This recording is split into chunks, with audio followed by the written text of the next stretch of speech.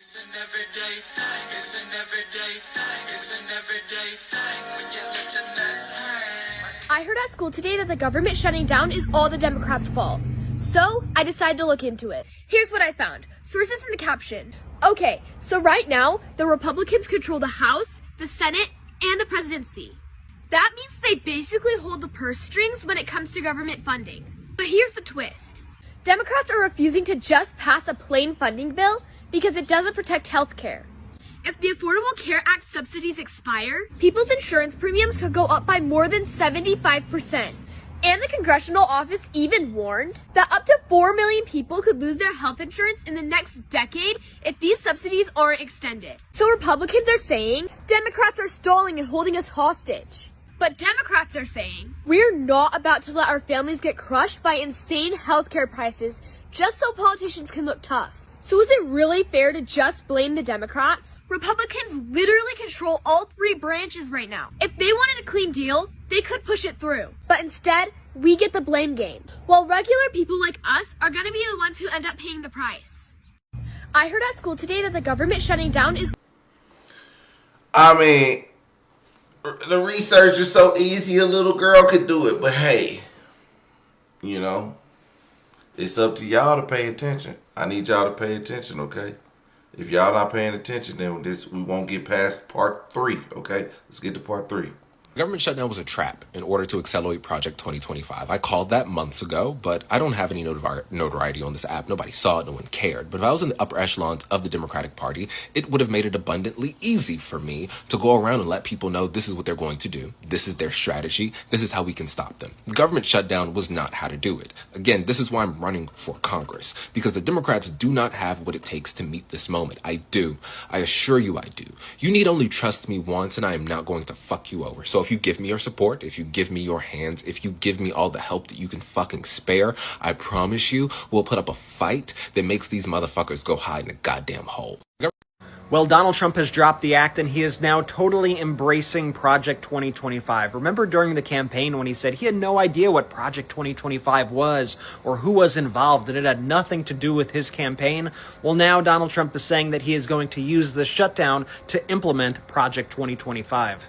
Trump today wrote, I have a meeting today with Russ Vought, he of Project 2025 fame, to determine which of the many Democrat agencies, most of which are a political scam, he recommends to be cut, and whether or not those cuts will be temporary or permanent. I can't believe the radical left Democrats gave me this unprecedented opportunity. They are not stupid people, so maybe this is their way of wanting to quietly and quickly make America great again. President DJT. Wow, just... See here, I got a Robin Hood notification. You probably can't see that. That's my beautiful face on there. Who else has their face on the screenshot?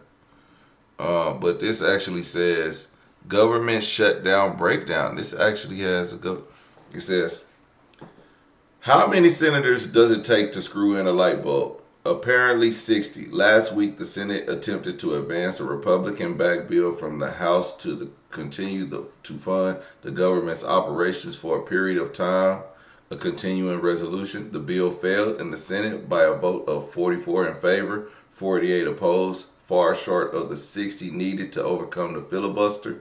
The Senate also rejected a Democratic counter-proposal, which included healthcare provisions, for lack of support. What actually happens, it says, what about the economy? It depends on the amount of time the government is shut down. If time is at all meaningful, the short-term impact tends to be more of a speed bump than a roadblock, and they give their little points. But if you have Robin Hood, please go look up this little information thing. It'll tell you, just go to Robin Hood government shutdown breakdown, and it'll break that down for you. Just FYI, I got that. That's why we watching this. So let's go. Let's just take a look at Donald Trump's post on July 5th, 2024, when he wrote, I know nothing about Project 2025. I have no idea who's behind it. I disagree with some of the things they're saying, and some of the things they're saying are absolutely ridiculous and abysmal. Anything they do, I wish them luck, but I have nothing to do with them. And I just want to say, shame on the legacy media for believing that crap and regurgitating Donald Trump's lies. We all knew.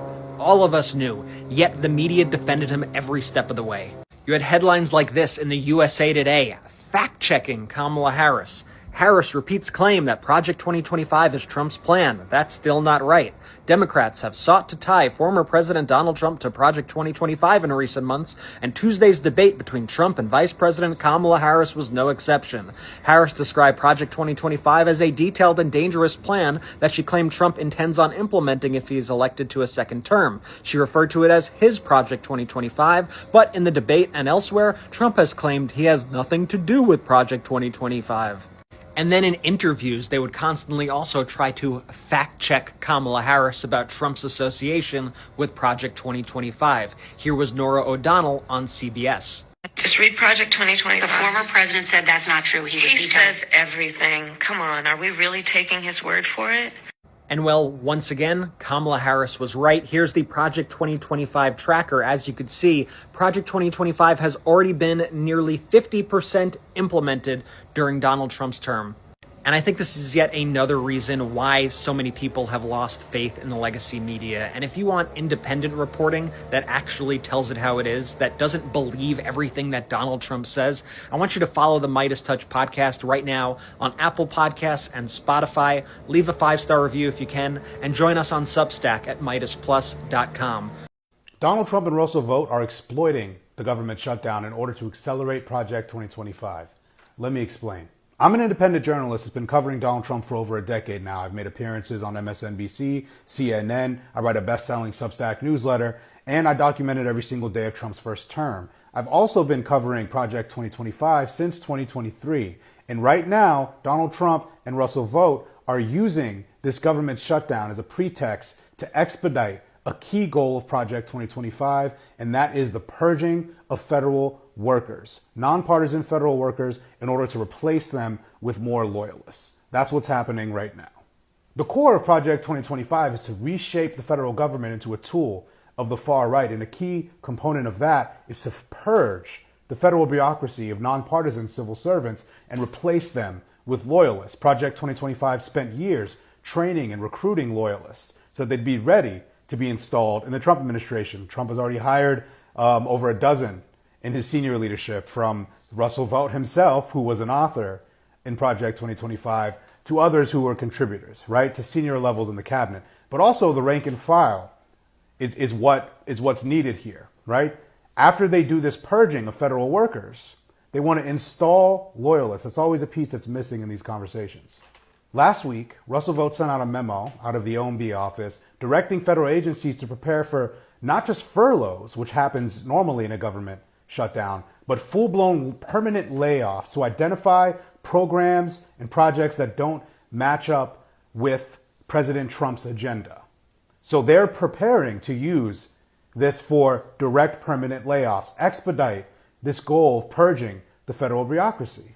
At 1 p.m. today, Wednesday, Russell Vought had a meeting, a call with House Republicans, and informed them that RIFs, a reduction in workforce, would be taking place over the next few days. These are permanent layoffs, not just furloughs. He said this. Okay, we're going to get to that. But before we get to that, because there is somebody that actually was laid off, we're going to hear from them in just a little bit. But I just want to say this to my Republican followers. My Instagram that I want you to send me information on is Everyday Thing with PJ. Okay, it's on Instagram, or you can send it to my Twitter, everydaypj on Twitter, or TikTok. I get a lot of messages on TikTok, but send it to TikTok anyway. everydaypj on TikTok. Send me Republican content creators, or this is the new media. New media is we done with CNN, we done with MSNBC, we done with Fox News, we done with them people because they not open-minded. I want to hear some people who are conservatives who have information that's pertaining to the government shutdown, pertaining to Project 2025 and how it's not linked to Donald Trump. I want to see their reactions, because I'm not seeing none. I can Google it. I can type in conservative. I could type in far right. I could type in, just regular old Republican, Republican takes, and I don't get it. But nobody, no conservatives talking about this. I mean, what's going on? Like, is nobody trying to back this up, or do y'all see this as a chance to let's just shut up and let the people in the comments do all the fighting? Because I see more people in the comments fighting, but I don't see any Republicans fighting against this. Like, oh no, this isn't it. Fox News won't even talk about it.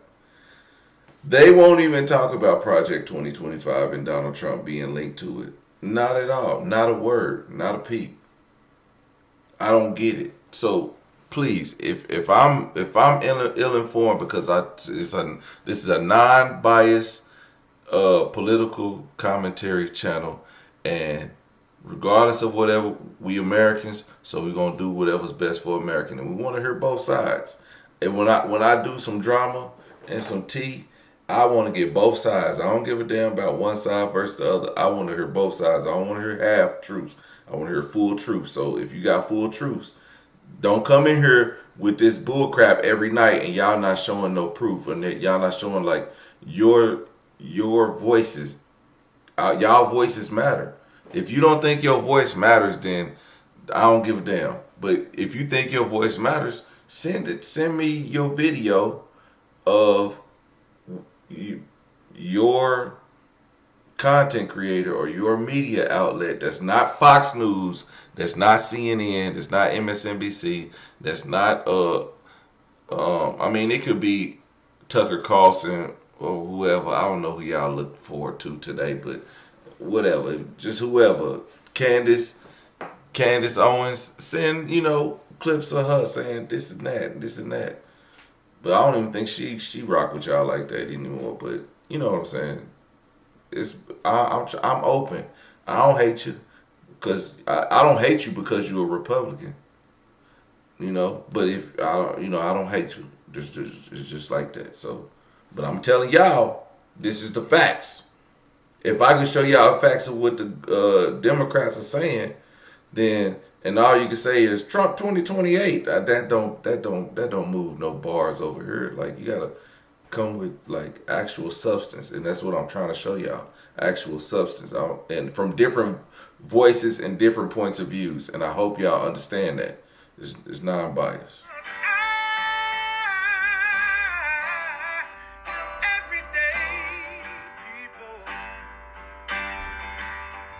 Day and night. For some women, it can start working in as fast as 1 week.